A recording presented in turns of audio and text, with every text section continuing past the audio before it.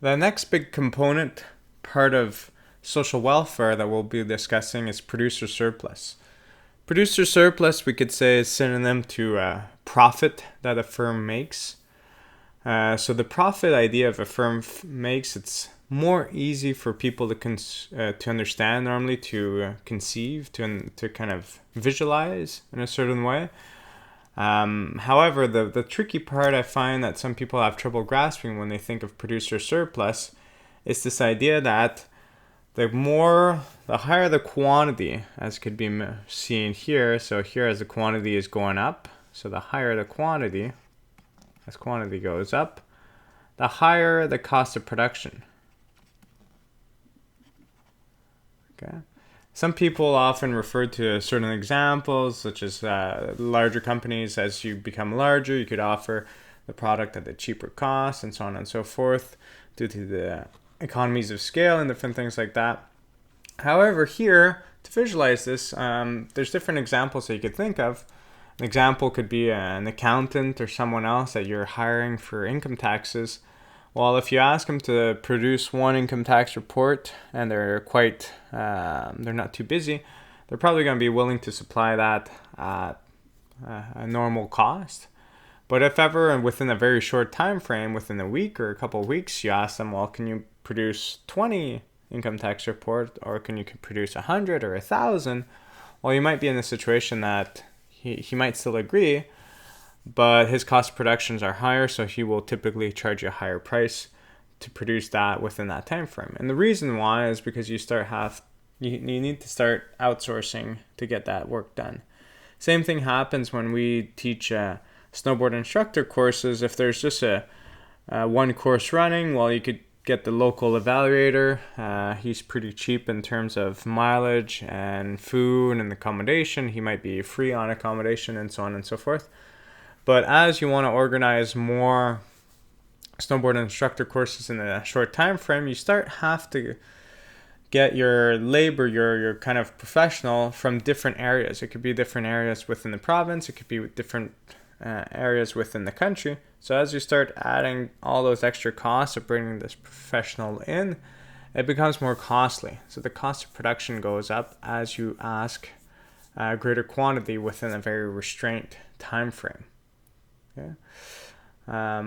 So that's pretty much it. So if you understand this idea that the cost is going up as the quantity goes up, well, that's most of the battle for producer surplus. And this could be linked to this idea of the supply curve, which we've seen. The supply curve is upward sloping.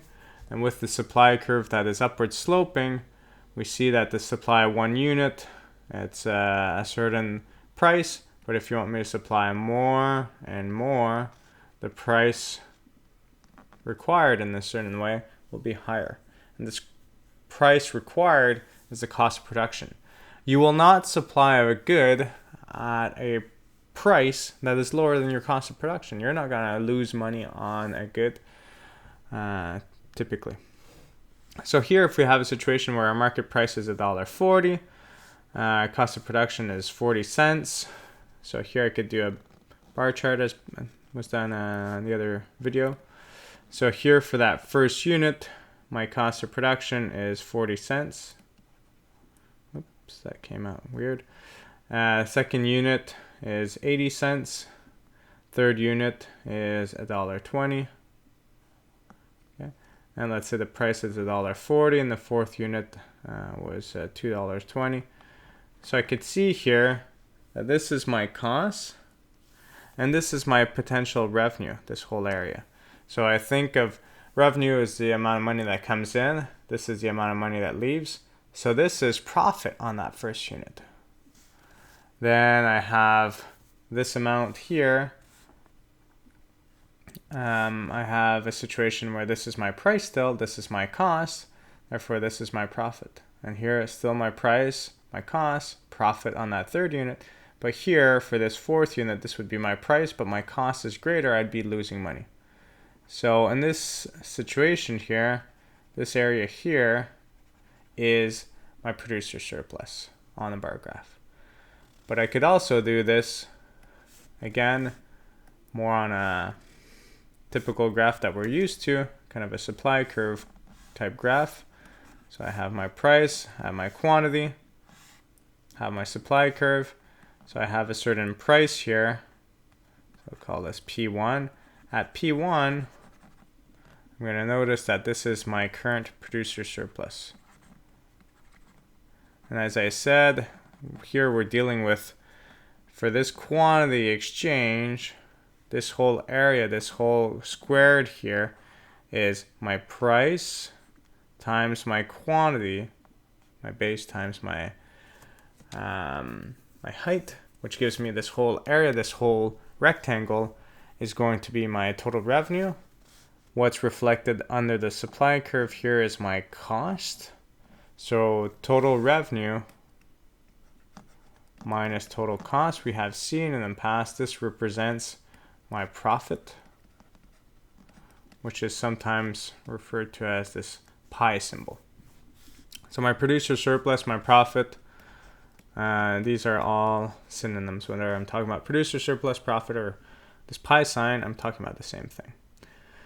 So how does this profit change if my price goes up? So let's say I've gone from that initial price to now a higher price, call this P2. Well, what's going to happen? Well, if I could charge a higher price than before, I'll still supply the same units that I used to supply. So all of these units will still be supplied.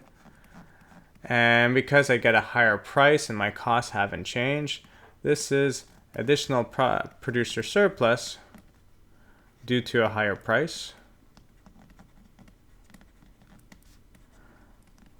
on previous units sold.